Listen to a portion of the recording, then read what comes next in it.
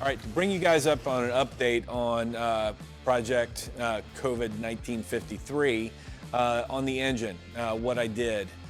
So after honing the cylinder walls, after rebuilding the heads, painting the block, basically what was next was the camshaft. So I removed the old cam bearings to put new ones in, and just your typical camshaft tool that you can use to hammer them in and out. And then it's a good thing I did. A lot of people will just put a camshaft in and not worry about the cam bearings. You need to be able to inspect that to see if they're okay. The cam bearings have to be in a certain way, and they have to be clocked just right. If they're not, the oils won't line up and won't allow oil to get in between the cam bearing and the camshaft. So it'll starve for oil, and basically it's metal and metal, and it eat itself up. I had one of those bearings like that. So if I'd have just thrown a cam in, it wouldn't have lasted very long. So all new cam bearings, and cam bearings are cheap.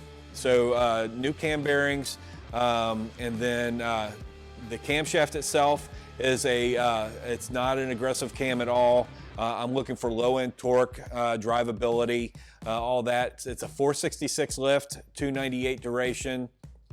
And the lift has to be under 470 because the Vortec heads can't handle anything over 470. So what happens is the rocker arm moves too much and it smashes the guides. So you have to mill the guides and put new guides in, all that stuff. These heads are in great shape. So I don't want to mess with it. So, and I can use the money that I would spend on rebuilding these heads elsewhere, because there's a lot to do still. So I moved on, made a budget decision and did that versus messing with the heads and going big cam. I wanted more of a mild cam and a very drivable car. So the camshaft is installed, free spout plugs are in, and then I moved on to the crank.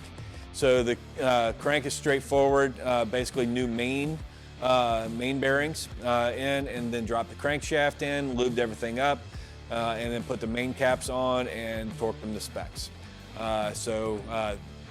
Another step, another thing done, and ready to move on to the next step.